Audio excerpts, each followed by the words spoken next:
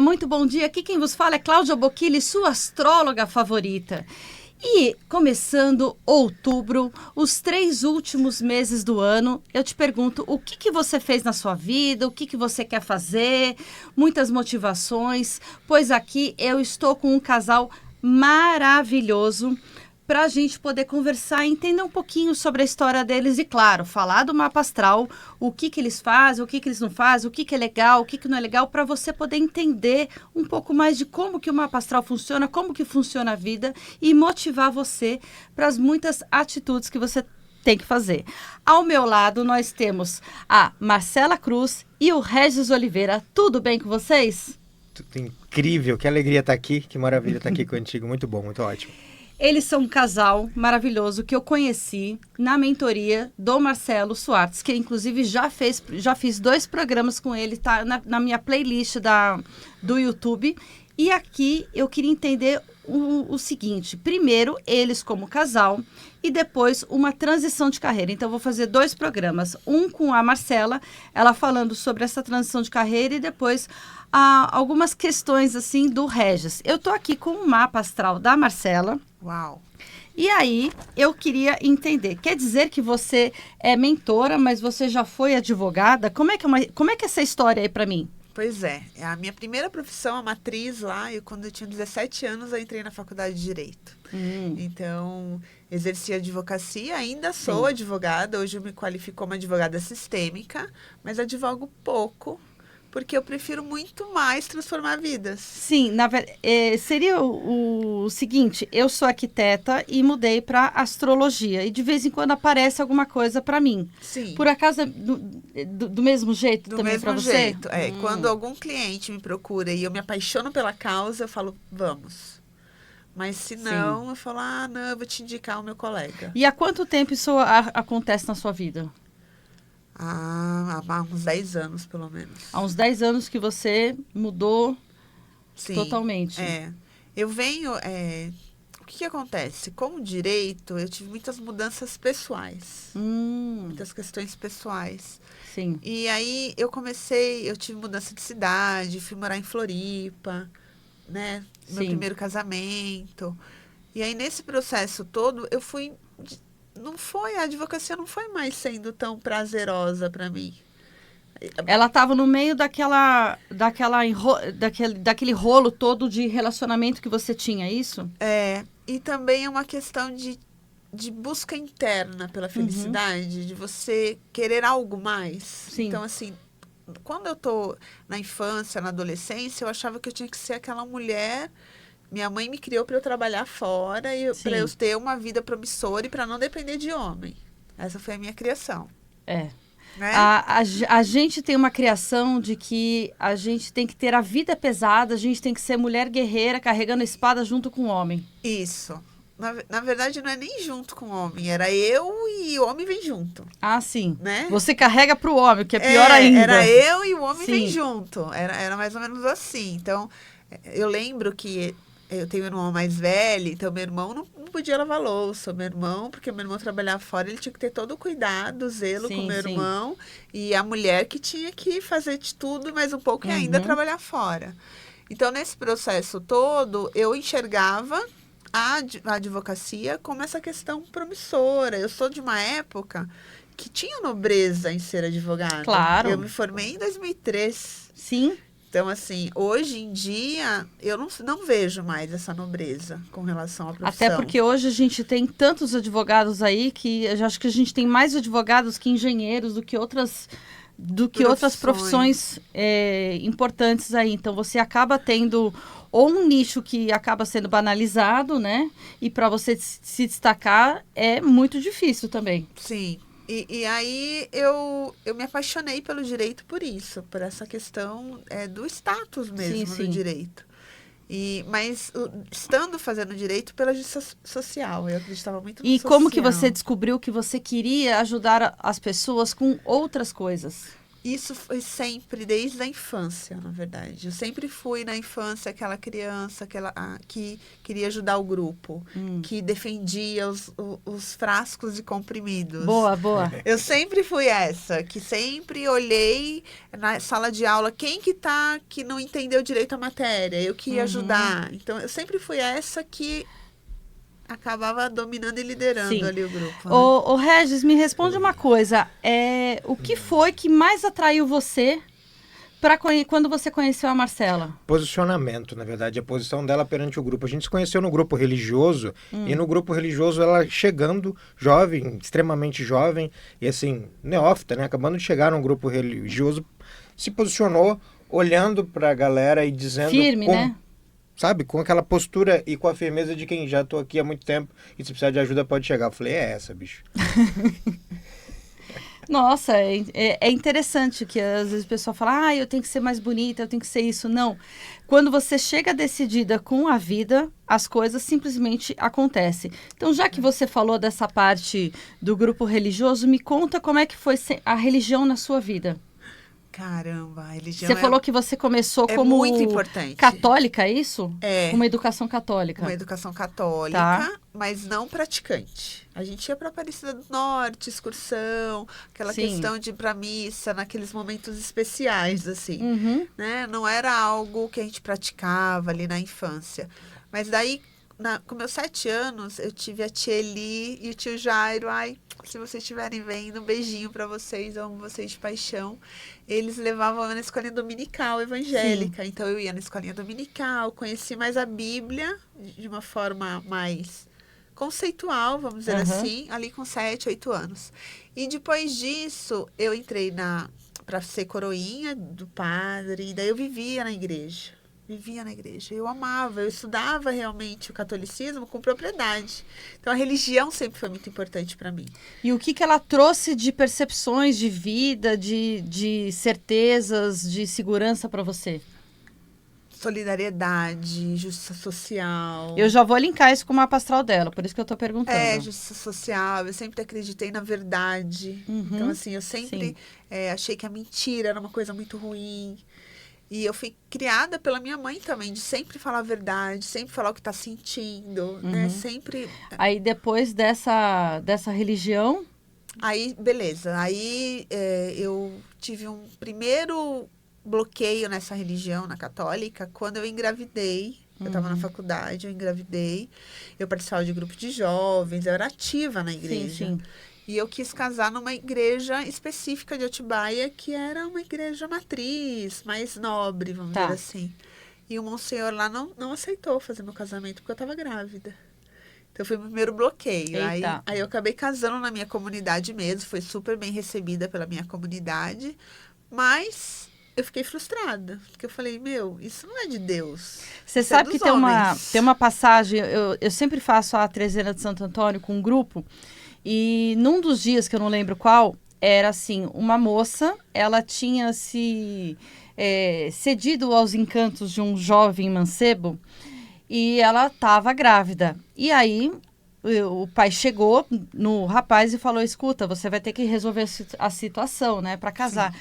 Tudo bem, me dá um tempo para eu ajeitar as coisas do casamento. Aí passa uma semana, passa outra, o negócio está acontecendo, nada.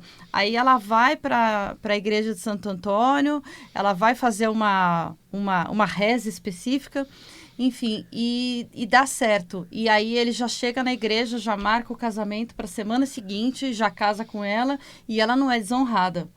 Então, isso lá, séculos atrás, né? E aí falaram assim, então isso o Santo Antônio resolveu. Uma das coisas que ele é o santo casamenteiro é uma dessas passagens. Então, nesse caso, isso não aconteceu com você, né? Não foi permitido lá, mas na minha paróquia, por me conhecer o padre, né, a comunidade, eles, inclusive, deram um jeito de agilizar o casamento para exatamente eu não entrar na igreja com a barriga exposta, né? Quem me viu na igreja não percebeu que eu estava grávida, que eu não tinha barriga, não tinha nada. Então, depois que viram que eu estava grávida. Na verdade, essa que foi a história. E aí, nesse processo, eu mudei para Florianópolis, nasceu minha filha. Daí, lá em Florianópolis, eu já estava mais em contato com a espiritualidade, com a Umbanda. Na época, Catimbó, inclusive. Não era nem Umbanda, era Catimbó. Mas eu ia como consulente. Eu ia tomar passe, né? Já comecei ali, iniciei um desenvolvimento, mas nada muito forte, vamos dizer assim. E aí, desde a infância, eu sempre fui muito sensível. Eu lembro das minhas amigas falando, na época da igreja, que você só podia virar mãe de santo mesmo, porque você via as coisas na hora da oração, na hora da renovação carismática, né? Então, da oração em línguas, aquele momento da unção do Espírito Santo, eu sempre via as coisas e aí, né? E você no evangélico, você não tinha essa abertura muito grande para você poder falar sobre isso? Não, no evangélico eu ia porque eu tinha grupo de música. Então, às vezes eu ia em algumas igrejas evangélicas por causa da banda. Da banda. Por causa da parte gospel, vamos dizer assim. Mas eu não tinha abertura nenhuma para falar sobre nada disso. Senão eu ia ser considerada a louca, a doida, né? Aí você começou a desenvolver mais essa parte de visão, de... Mediúnica mesmo, a mediúnica. É nesse processo que eu estava no meu primeiro casamento. Só que meu primeiro casamento não deu certo. Na época, inclusive, eu tive uma tentativa de suicídio lá em Florianópolis. Eu falo que a Terra da Magia é linda, maravilhosa, mas eu só voltaria lá se fosse por algo muito, muito bom. Porque ela não me traz boas recordações. Apesar da minha filha estar lá. Minha filha mais velha mora lá. Bom, e aí nesse processo eu me divorciei e voltei para Atibaia, para minha terra natal. Aqui pertinho de São Paulo? Pertinho de São Paulo. E aí na minha terra natal, quando eu cheguei, eu falei, agora eu vou realmente entrar de cabeça na espiritualidade. E comecei a ir em casas kardecistas. Mas eu não me dei muito bem com o kardecismo, com o espiritismo, não é minha praia, não é minha vibe. E aí eu acabei conhecendo vários terreiros de Umbanda e num desses terreiros de Umbanda, a primeira entidade que eu tomei um passe foi com a entidade do Regis, inclusive. Nossa! E eu conheci o Regis depois de meses que eu estava lá, que eu já estava desenvolvendo. Então você era do mesmo lugar, mas vocês demoraram alguns meses para se conhecer? Para se conectar, para valer, demorou meses. Não foi assim não logo foi de pronto, cara. aconteceu. Porque a gente nem se via enquanto pessoas. Quando a gente está ali naquele processo neófito, na educação ali mediúnica, a gente mal conversa entre a gente ali. A gente está ali para o desenvolvimento espiritual. E o Regis já era avançado já na Umbanda. E você estava começando a aprender as coisas lá. Eu estava ali como aprendiz. E ele já era grau pós-graduado. E aí, assim, como ele já era pós-graduado ali dentro, a gente não se aproximava. Ele ficava em outro patamar. Eu ficava ali mais ou menos com o pessoal o pessoalzinho novinho mesmo. Novinho. Então, é bem engraçado essa parte. Mas daí a gente acaba se aproximando um dia, eu vejo que ele está atendendo com a advocacia, uma irmã de santo. Eu falo, ai, que legal, ele é advogado. Eu sou dessa influente, né? Que me comunico com todo mundo, network. Também advogado, vai ter um motivo para se falar. Isso, daí eu falei, vamos se conectar. Aí foi onde eu falei, olha, que legal, você é advogado. Daí adivinha qual é a primeira frase que ele falou para mim? Quanto mais eu rezo, mais assombração aparece.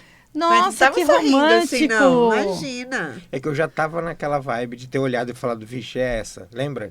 Eu olhei e falei, nossa, se eu aproximar aqui, não vai rolar coisa boa, a gente vai ficar junto. Você já tinha percebido que já tinha dado match de alguma forma? Já tinha dado match. Eu falei, eu preciso arrumar um jeito de botar um muro aí. Mas não teve jeito. Não teve jeito. Como assim? Mesmo com essa frase... Colocar um muro? Na verdade, naquele momento, naquele movimento, estava eu casado. Não é? Estava eu casado. Histórias. Então, eu estava participando de um processo ali dentro daquela casa, me conectando com novas pessoas. Porque, efetivamente, já tinha uma relação desgastada, mas que não tinha mais identidade mesmo, não tinha mais propósito. E as relações vão ficando mornas e frias, já fica a dica para todo mundo aí, né? As relações ficam mornas e frias, você tem portas que serão abertas, amigo e amiga. Na verdade, quando você está num relacionamento que está muito, muito ruim, muito desgastado, tal, o radar naturalmente se abre. Quando você está muito bem com o seu marido tal, pode aparecer Gisele Bündchen na tua frente que você não está nem aí. A gente costuma dizer que tá com o copo cheio. Tá com o copo cheio? Tá tranquilo? Tá, então vai que tá tudo tranquilo. Se o copo tá vazio, amigo, a gente cuidado. tem uma fala que não é a cerca que deixa o boi no pasto. É o pasto. Não adianta. Então, assim, se o casamento não é conexo, feliz, nutrido pelo casal, a qualquer momento... E depois de quanto tempo que aí vocês começaram a ficar juntos? Quase um ano. Quase um ano depois desse movimento, dessa frase, né? Em que eu disse para ela, quanto mais eu rezo, mais a assombração aparece. Quase um ano depois que a gente foi se conectar. Para valer, virou sócio primeiro. Ficamos próximos. E você já sabia, aqui vai acontecer alguma coisa. Já, total. Eu não. Ah, você não tinha percebido? Não tinha. Nada. Não tinha percebido. Ele é apenas mais um que estava lá. Não, para mim, ele era um anjo. Ele não tinha sexo. Ele era meu irmão, sabe assim? Tipo, eu não tinha. Eu achava ele uma graça de pessoa. Admirava a família dele, a família de origem. Todo mundo. Conhecia a filhinha dele, que ele tinha uma filhinha de 1 ano e pouco nessa época. Sim. Eu amava, porque eu amo criança. Amava a Yasmin, amo até hoje. E eu não via isso. Eu via uma amizade. Inclusive, eu ia pra balada. Eu tava numa época que eu tava, né, descobrindo a vida. Eu tava... não era nem a caça. Mas sabe aquele momento que eu não tinha vivido antes, porque eu casei repentinamente. Sim. Então, eu não tinha uma adolescência. Eu não tive uma adolescência. E aí, eu fui ter uma adolescência tardia. Entendi. E como que quando você viu, você estava lá na Umbanda, você realmente fala, não, eu realmente me encontrei aqui, porque eu quero fazer o link aqui com o mapa astral. Da religião, sim, muito. Me encontrei muito na Umbanda. Com todos os aspectos. A parte cultural, a parte da comida, para mim é muito importante. E a parte da Umbanda tem muito a ver com essa parte da nutrição alimentar, da comida. E a parte da música, o atabaque, os cantos, essa parte vibracional, e aí você começou a estudar tudo isso. E hoje você faz o que na Umbanda? Hoje eu sou mãe de santo. A gente tem um templo de Umbanda já há quase 14 anos. Em Atibaia, e a gente ama de paixão. Agora eu que vou falar. Fale. É o seguinte, você é do dia 17 de março de 1981. Sim. Então, você tem o seu sol em peixes, né? Mais para o final de peixes. Inclusive, recentemente, Saturno e Netuno estavam lá. Vão voltar para lá. Saturno já está lá, enchendo um pouquinho o saco ainda, deixando algumas coisas meio travadas, principalmente a sua comunicação, como que você vai se colocar no mundo. Não dá para você, vou falar de qualquer jeito, vou vender meu peixe de qualquer jeito. Não. Tem que ser uma coisa mais bem estruturada. Sim. Quando você fala eu quis contar com você toda essa história desse movimento espiritual, por quê? Porque a sua casa 9 é a casa que fala sobre as suas filosofias de vida, os seus propósitos de vida, o que vale a pena. E quando você tem Saturno e Netuno, que em 81 eles estavam juntos, o Saturno ele pede um rigor, uma obrigação, uma necessidade de você ter esse rigor todo em você, você cumprir esses propósitos, você ir de acordo com esses propósitos. E o Júpiter te mostrando conhecimentos, muitas culturas diferentes. Sim. Talvez você não tenha ficado presa só numa cultura, você foi aprender outras coisas. Se você tivesse um outro aspecto aqui, você ia falar, não, eu fui para a Índia, depois eu fui conhecer o Buda, depois eu fui conhecer a Mahikari lá no Japão, depois seria alguma coisa nesse sentido. Mas eu amo isso. Sim, mas você pode ter feito isso em vários lugares. Sim. A advocacia, ela também fala muito dessa parte da justiça, de você ter um propósito, de você fazer as coisas certas para que a sociedade consiga evoluir de uma forma saudável. Então, essa parte também trata muito disso aqui. A parte do mapa astral de vocês na sinastria, eu vou falar no próximo programa, porque tem muito a ver. Parece que um mapa astral se encaixa com o outro. E aqui, a gente tem assim, o dinheiro é fácil de ganhar. Você tem Vênus na casa 2. Eu falo que quem tem Vênus na casa 2 faz assim, ganha dinheiro. Claro que não é só Tem assim. que se movimentar, né? Mas sim, e você usando dos seus propósitos de espiritualidade, de intuição, porque a casa 2, que é essa casa do dinheiro, ela abre em peixes. Então, o peixes, ele quer ser aquele salvador do mundo. Então, se você está lá salvando o mundo, ótimo. Você poderia fazer isso na advocacia? Poderia. Mas também poderia fazer isso na sua parte de espiritualidade. E agora eu te pergunto, você é mentora de mulheres, qual que é o problema que você resolve? Caramba, quase todos. Mas assim, o que eu mais, com relação à parte da mulher, é rejeição. Rejeição e abandono. Então, muitas mulheres, elas vão para essa questão da guerreira, para ser vista, Sim. pra esse lado paterno, principalmente. Você falou que para mim que você usa radiestesia, constelação sistêmica também? Também, constelação Ou seja, sistêmica. não importa a técnica, o que importa é o resultado que você entrega, que é uma mulher que ela está completamente desconectada, Sim. guerreira, e acaba conseguindo encontrar o seu eixo, a sua essência E feminina. eu agora, como escorpiana, eu vou te falar. Você tem o meio do céu em escorpião. Ou seja, tudo que você trabalha é profundo. Então, assim como você poderia trabalhar na área da advocacia com a parte de perícia, de investigação criminal, esse tipo de coisa, aqui, e isso eu falo também como Sol e Lua em escorpião, você vai assim, cravado, assim como Certeiro. você... Sabe aquela água debaixo do iceberg, que ela é bem geladona, assim, bem lá no fundo? Não é no iceberg, é embaixo do iceberg. Sim. É exatamente nesse sentido. Então, sempre trabalhar buscando essa profundidade. Eu enxergo isso. Eu consigo trazer o que está lá escondido na psique da pessoa. Isso é muito legal. Isso é muito legal. E usando tanto as habilidades do seu propósito de vida, de toda essa história que eu quis que você contasse, como também essa sua parte sensível que você desenvolveu como sendo mãe de santo. Nossa, então, agora, fantástico. como é que alguém quer te encontrar? Como é que faz para te encontrar? É @Marcela da Cruz, _oficial. @Marcela da Cruz, _oficial, lá no Instagram. Isso. É a maneira mais rápida e fácil. Que pode te encontrar. É isso. Tá. O Regis, eu vou fazer o outro programa com ele. E o que eu vejo do mapa astral de vocês, que eu achei... e a sua lua é em Leão. Ou seja, o meu sentimento, eu tenho que ser generoso. Você tem que ser generosa com as outras pessoas, sentir-se generoso com o outro, ter uma troca muito saudável. E se isso não acontece, não tem relacionamento para você. Sim, isso essa eu não conexão falo. É importantíssimo. Isso eu não falo só no relacionamento amoroso, mas qualquer outro tipo de relacionamento. Essa troca do que é importante para você. Eu falo que eu preciso de gente. Exatamente. Acaba isso. precisando de gente. E agora eu falo aqui para vocês o seguinte. Eu, a sua astróloga favorita aqui, está sempre falando de outras pessoas, com outras pessoas, para entender o mapa astral de outras pessoas.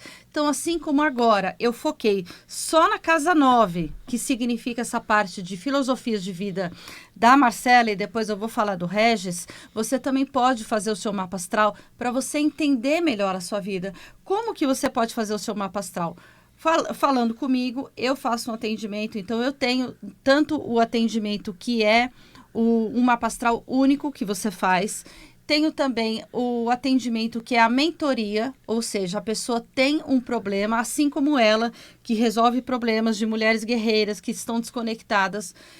Eu também vejo um problema de você e a gente pode fazer uma mentoria para isso. Eu estou com uma pessoa agora que fez uma transição de carreira, mas ela não conseguiu dizer não para outras coisas. Então, eu estou tendo que fazer o seguinte, vamos aprender a dizer não para que você possa focar nessa sua transição de carreira, e também você pode fazer a experiência online Mapa das Decisões. De vez em quando eu abro as inscrições, ela agora está fechada, mas se você tiver interesse em aprender um pouco mais de astrologia, não para você ser uma astróloga profissional, mas para você aprender um pouco mais sobre você e vivenciar cada um dos planetas, você pode mandar alguma mensagem para mim e eu te coloco na fila de espera, que depois eu vou abrir as inscrições para todo mundo. E como é que você faz para falar comigo?